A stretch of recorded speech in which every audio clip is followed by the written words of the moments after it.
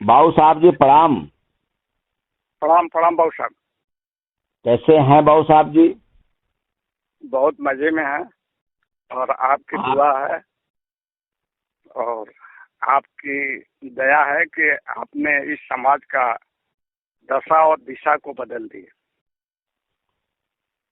समाज चाहती है बाबू साहब जी हम्म। कि आपकी आवाज सुने उनको वर्षों हो गया, तो आप अच्छा अपने अच्छा। मन की बात समाज को एक अच्छा संदेश दीजिए जिससे हमारे समाज का उत्थान और गौरवान्वित और स्वर्णिम इतिहास के बारे में आ, समय होता है आपका। अब समय है आपके 5 मिनट, ठीक। बोलिए।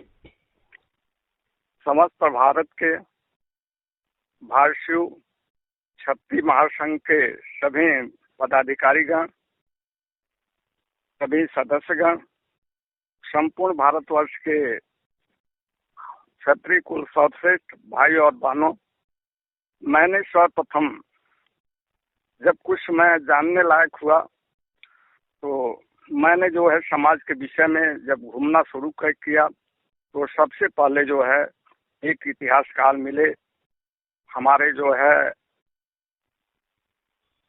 शंकर सिंह पहाड़िया के, जो वाराणसी जिला में पड़ता है। उनसे पहले मैंने मुलाकात किया कि वो एक जो है इतिहास लिखे से भारतीय नागवंशी राजभर क्षत्रिय क्षत्रिय तो सागर। सागर। हाँ, तो उन्होंने उनसे मैंने यह कहानी एक सुना, सुख सागर का प्रसंग। हमने कहा कि बताइए, आपने इतनी बड़ी किताब लिख दिए और पूरा इतिहास दर्शा दिए और इस समय उनकी दशा क्यों है, ऐसी है इस समाज की। उन्होंने कहा कि देखिए, सुख सागर का एक प्रसंग मैं आपको सुनाता हूँ। उन्होंने सुनाना शुरू किया कि जब कलयुग के प्रारंभ और द्वापर के अंत में राजा परीक्षित जो विश्व सम्राट थे, वो भारतीय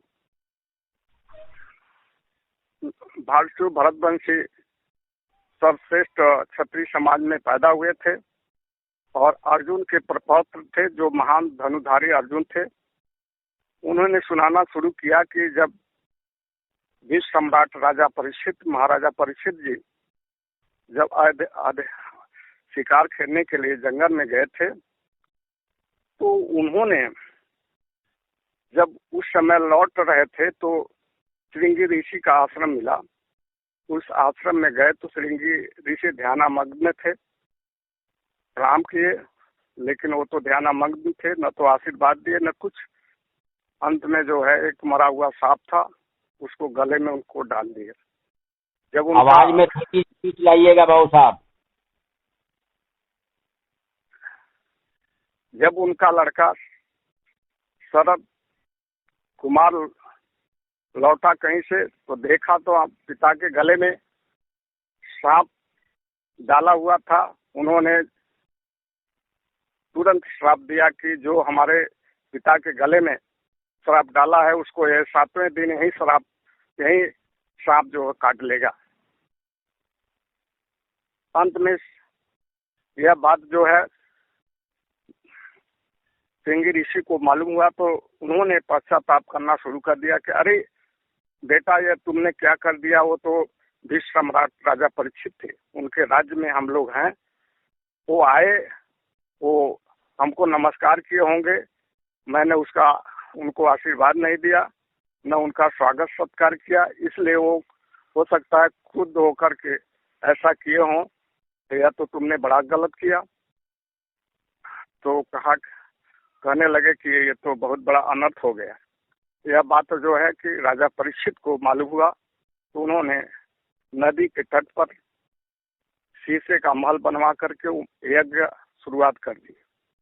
अंत में 7वें दिन जब उनका अंतिम समय आ गया तो सुखदेव मुनि जी जो कथा कह रहे थे, उन्होंने कहा कि राजा उनसे पूछा कि अरे ऋषि मुनि, मुनिवर, बताइए कि जब हमारे मरने के बाद यह भरत वंश क्या होगा, जो इतना श्रेष्ठ है, इतना जो है पूरी दुनिया में हम राज्य कर रहे हैं, तो यह क्या होगा बाद में हमारे मरने के बाद। उन्होंने कहा कि धीरे धीरे यह वंश आपके मरने के बाद यह वंश धीरे धीरे एकदम पतन में चला जाएगा, यहाँ तक कि भरत वंश का भ्रंश भी हो जाएगा और अंत में जो है यहाँ तक कि निम्न जाति के रूप में जाना जाएगा।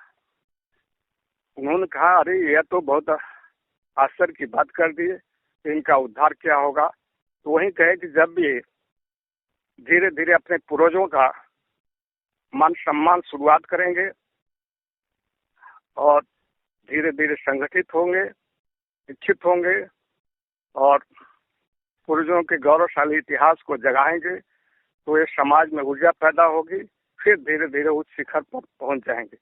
यह बात सुनकर के मैंने बहुत बड़ा जो है कि मन में जो है एक उल्लास पैदा हुआ कि अगर ऐसी बात है तो मैं अवश्य ही इस समाज के उत्थान के लिए पूर्वजों का गौरवशाली इतिहास को मैं जगाना शुरू करूंगा।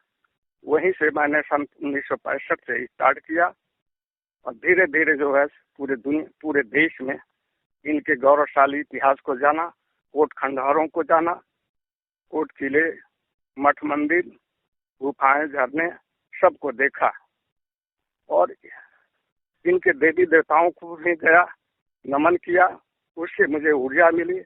अंत में यही मैंने प्रचार प्रसार करते हुए बहुत से समाजसेवी मिले, बहुत से नेता मिले, लेकिन उन्होंने इतना दमदारी से काम नहीं किया जितना कि हम 8/5/2014 ईस्वी से मैंने एक महान समाजसेवी जिनका नाम है कैलाशनाथ राय भरतवंशी, उनसे मिला, इस समाज के दुखड़ा को सुनाया, तो उन्होंने मुझे आश्वासन दिया। अंत में उसी समय से उन्होंने अपने जन्मभूमि से कर्मभूमि पर जाकर के पूरे परिवार को एक राय करके यह काम शुरू किया। मीडिया के सारे हथकंडे अपना लिए और देश में घूम घूम कर भारत वंश का गौरवशाली इतिहास को कहना शुरू कर दिया। जगह जगह कॉलेज, जगह जगह धर्मशालाएं का निर्माण भी करने लगे। इससे समाज में धीरे धीरे जागरूकता आई। इसको देख करके यहाँ तक कि हमारे देश के प्रधानमंत्री, हमारे उत्तर प्रदेश के मुख्यमंत्री ने इस ऐतिहासिक गौरव को देखा और आज की दशा को देख करके इन्होंने 2021 को 14 तारीख को बहुत बड़ा जो है हमारे पूर्वज भारशु भरतवंशी क्षत्रिय समाज के महाराजा सुहेलदेव का इन्होंने उनकी जन्मभूमि, उनकी कर्मभूमि, उनके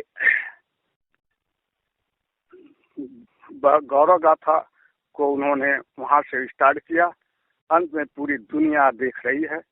आज यह समाज के बच्चों में वह ऊर्जा पैदा हो गई जो सारे समाज